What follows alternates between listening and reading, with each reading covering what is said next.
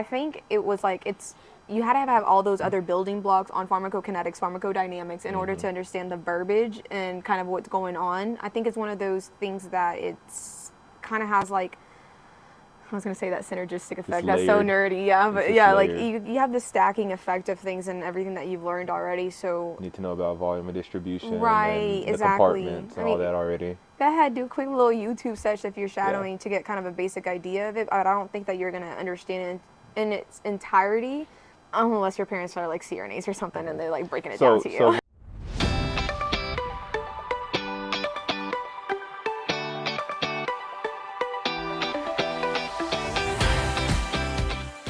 Hello, future CRNA. Welcome to CRNA School Prep Academy podcast. I have a very special episode lined up for you today, and it is part of our guest host series where I am bringing current SRNAs on the show for you as a guest host on the CSPA podcast. And my thought process behind doing this is I wanted you to hear from current students, a variety of current students who are at different stages of their CRNA journey, and really allow you to kind of step into their world and hear them talk about what it's like to be a current student dealing with things like difficult preceptors or different anesthesia topics, clinical topics, maybe even things like time management, stress management, things like that. I think these episodes are going to be gold, and I hope you enjoy as much as I always do hearing from current students.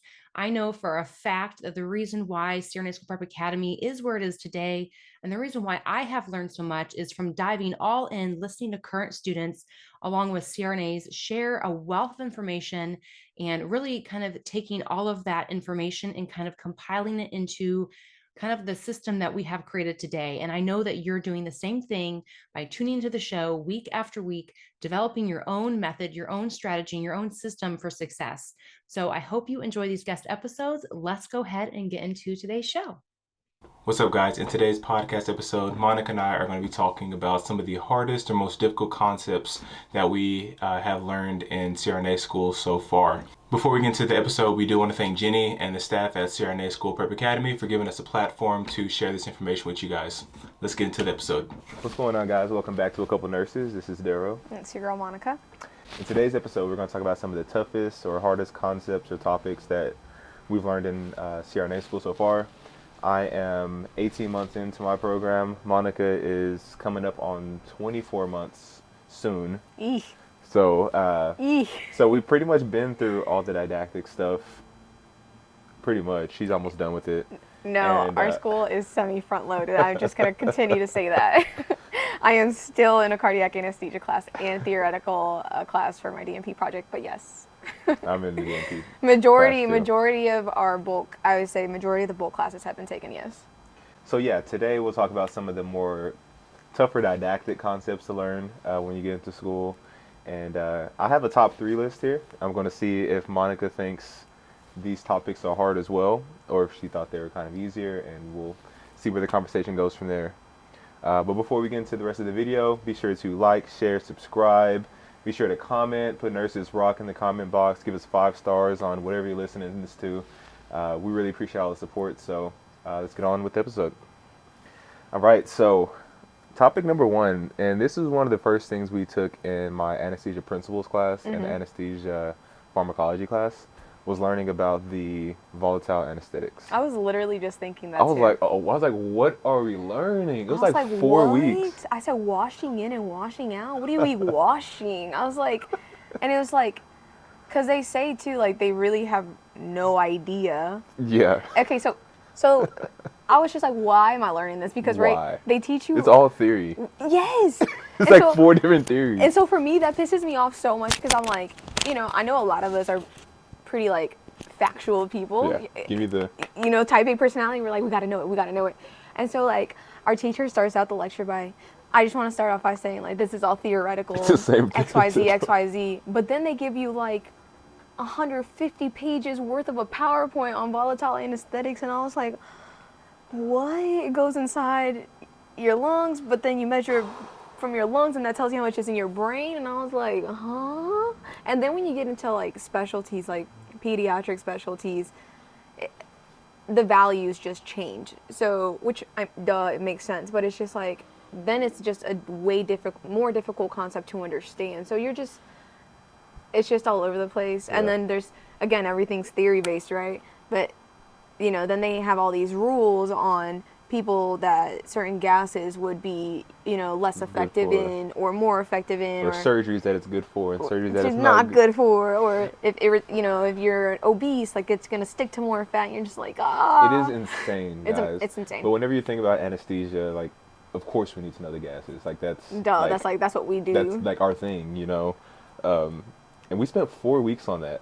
And I remember we were learning it at the same time. So yeah, remember? we were geeking out. We were learning about it, and so I went to go visit him in where he goes to school, and we were just in the car. We were going out, and this was we were both having this test that was coming up, and we're just like hitting each other hard. It's probably one of like the most comfortable tests that I've ever taken.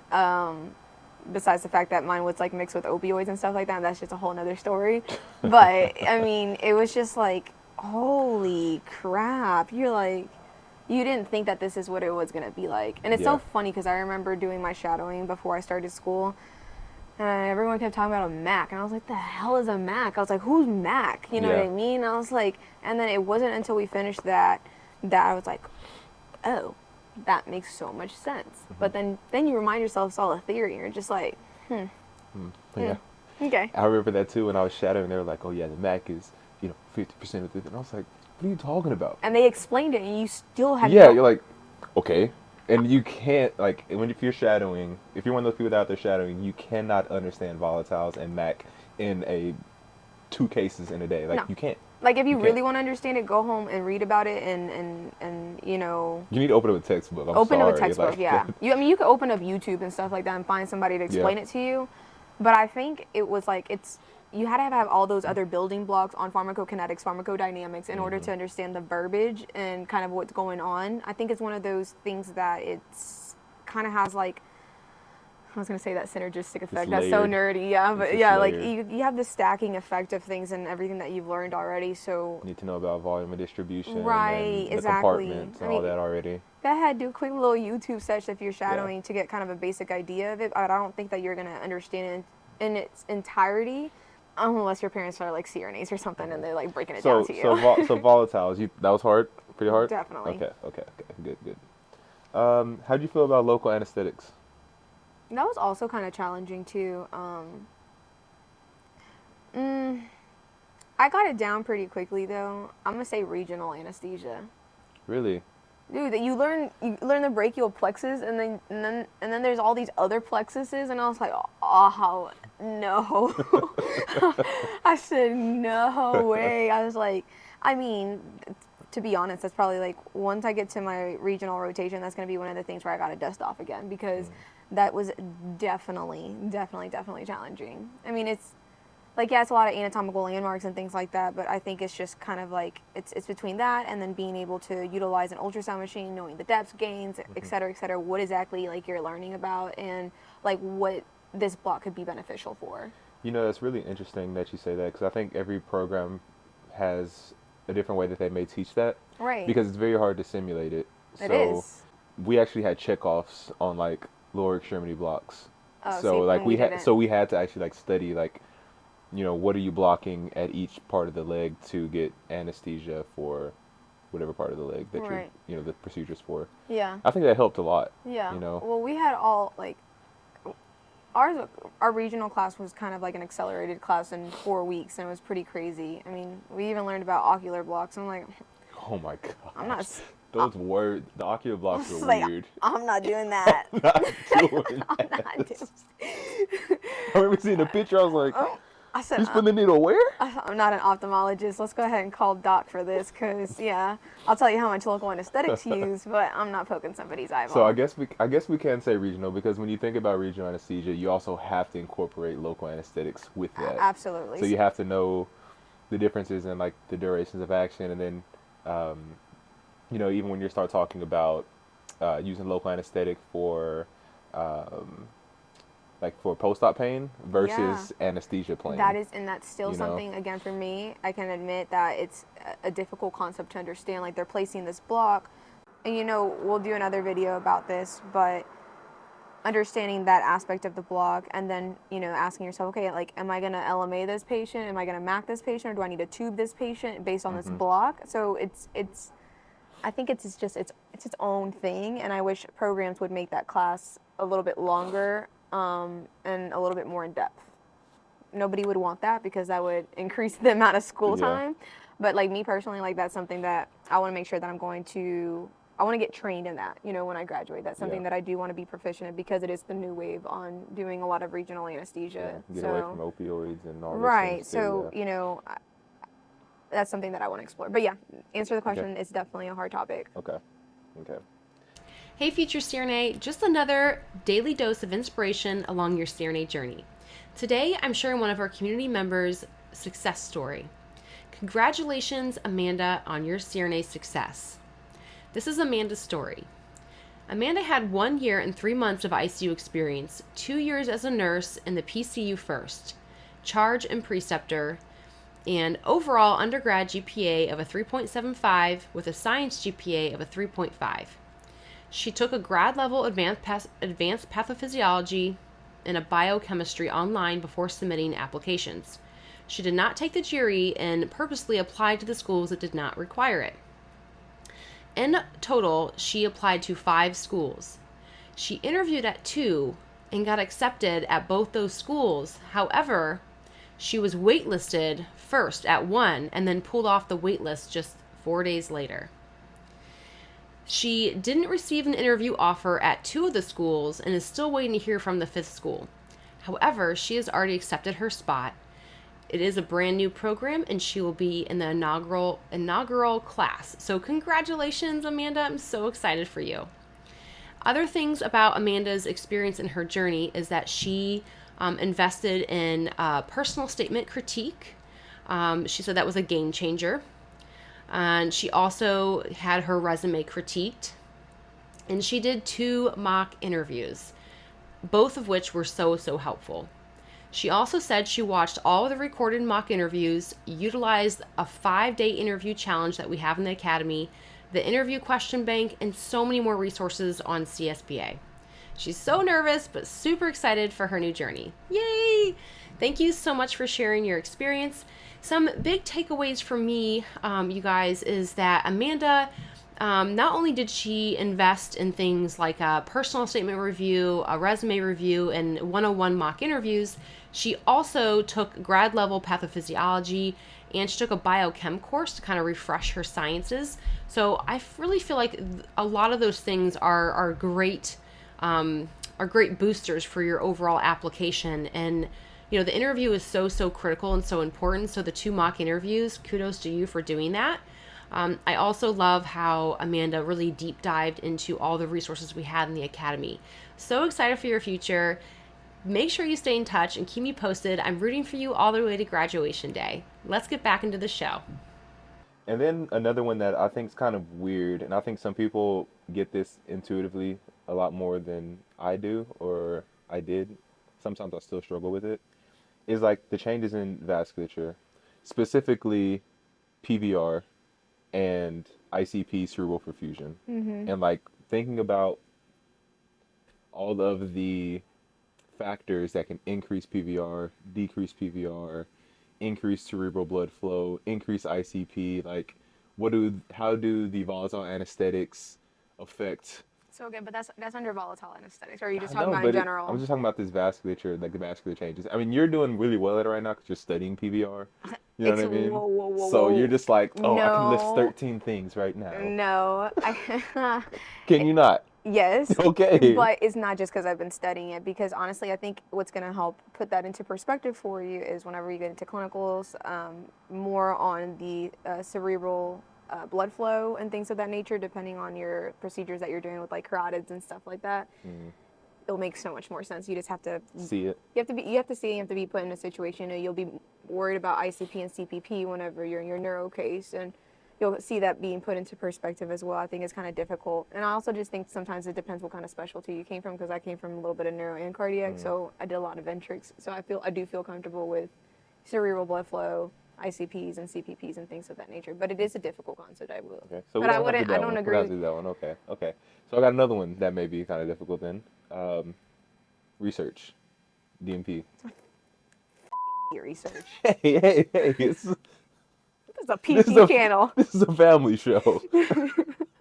Honestly, like, I love research in the sense of like reading it and like being like, oh wow, like this is so interesting. Like I love this. Like I'm gonna apply this to my day to day and to my practice at clinicals. But like all the background stuff that goes into like research, like y'all researchers out there, Yeah, they're the GOAT. kudos to Especially these you. PhD. Yeah, 'cause statistics was not one of my greatest classes, and that that goes a lot into it. Me personally, I feel like I've always kind of struggled with like grammar, and I will say being in a doctorally prepared program has enhanced that, and especially my vocabulary. But it's still something that it doesn't come very easy to me. So I will agree with you on that. Research it's time consuming, and you can't just. And it's so important. So it's like you can't halfway do it. I mean, you could and get away with But it. I mean, I don't know. But I don't I think can that's tell good. whenever like when we had to like read some of our classmates' stuff. Like You you can can tell. tell if people have like whipped this up really quickly or if it was like well thought out. Yeah. and- Yeah, it's one of those things where you're just like, oh, it's not a science class. Oh, it's not That something. was it easy. It's easy. Boy, Man. no. And the way these teachers be grading, I mean, They're not playing around. I got points deducted because my references did. I actually put a little extra space in it, and it was an accident. So Yeah. it's taken very, very seriously. But I do want to add one more to the list. What? Pediatrics. Pediatrics is that was our last test. I mean, you have to think about it, right? So, like, there are people that came from pediatric specialty, and they're probably like, psh, Yeah. whatever, right? I do this every day. But we've been working ICU with adults. Everything that we know how to do, every drug that we've given has been on an adult, right? It's an adult's goal from 18 to however old, 90, 100 years old, right? But then pediatrics, there's specific age Yeah. groups, and each age group there's different MAC requirements. There's different dosing for drugs based on their weight, different tube sizes, different formulas, and it's just kind of like whoa. And it's like, sure, they may not have tons of comorbidities like your adult patients do have, but they have some issues that you haven't heard about ever in your life, especially like congenital heart defects and things of that nature. And for me, that was a struggle, and I do my pediatric rotation next, and I'm so excited to kind of get a lot of these like questions answered in my head on how to apply anesthesia and see it firsthand. Like, I've done some pediatric cases, but it's still one of those. You asked me on the last video, do I still get nervous when I'm doing a pediatric case? That makes me the most nervous. You'll get better with it as you see more of it, I'm sure. I mean, and you said some of these kids are really sick with their congenital diseases and things like that, but just their normal anatomy and physiology is different. It's different. You know what I Volume of mean? distribution, like everything's All that. so And then so even different. just like premature compared to Right. an infant Right. compared to a neonate, like all of them are different, but they're so close in age, it's crazy. And even just like the didactic portion, caring for them, it's just in my opinion, from didactic, it's just completely different. And you got to be so careful on your drug dosing. Like the cases that I have done in clinicals, you gotta be on the money. It's not like it's a range, but you have to be very careful and make sure that your calculations are on point. But even like I said, for the didactic portion, it was just one of those where it was like, whew, like this is a completely different language for me. So, yeah. I can agree. Peds was a beast. Yeah, Peds was a absolutely. beast. So I mean, all of CRNA school is hard, but definitely agree. Regional, pediatrics, we're gonna have Volatiles. 4 volatiles And and research is for like it's tough. It's definitely tough. So I was trying to think about an episode for us to kind of just talk about that. I don't think I've ever heard anyone talk about the harder classes in CRNA school. I mean, everything is hard, hard. but these are the things we just talked about are things you can't really prepare for until you start getting into class, because like I know sometimes people ask us, what can I do to prepare? And it's like, Don't like, do anything, can't. first of all. You can't, man. Like, you can't. You They're could. gonna- You could. You could start on neurons, right? I would highly not. You could start on neurons and you'd be like, huh? I mean, I guess if you could get a head start on learning like what innervation means, because whenever I first heard that term, I was like, what is innervation? But it is so foundational to so much that we do. Is like understanding like innervation and like nerve communication. Don't do that. Don't listen to him. Don't, because he didn't open a damn thing. Don't do it. Don't do it. Don't do it. But some people are like, I need something. Give me something. Everyone felt like that. I feel like everyone felt like that. I remember one of my mentors had sent me notes, and I was like, oh, I'm just going to open this, right? Like, I closed that up so quick because I was like, I have no idea what I'm looking at. It's a foreign language. And it actually overwhelmed me, and it made me more anxious. Take a vacation, enjoy your time with your family, because you are about to have no life, and that's fine. It's part of it. Don't do anything. Yeah, and go back and listen to our other podcast episode. We had one about like how to study and some study methods and some study tools that you can use. I think that's one of those timeless episodes that you can always go back to and listen to, because some of those things that we suggested got us this far, and I think that we've been pretty successful so far in school. So, yeah. Any closing words for the people? No, man. Good luck for those who are looking into applying, even thinking or considering about CRNA. And thanks for all you guys that support us. And yeah. Yeah. So I'll see you next time, guys. Peace. Peace.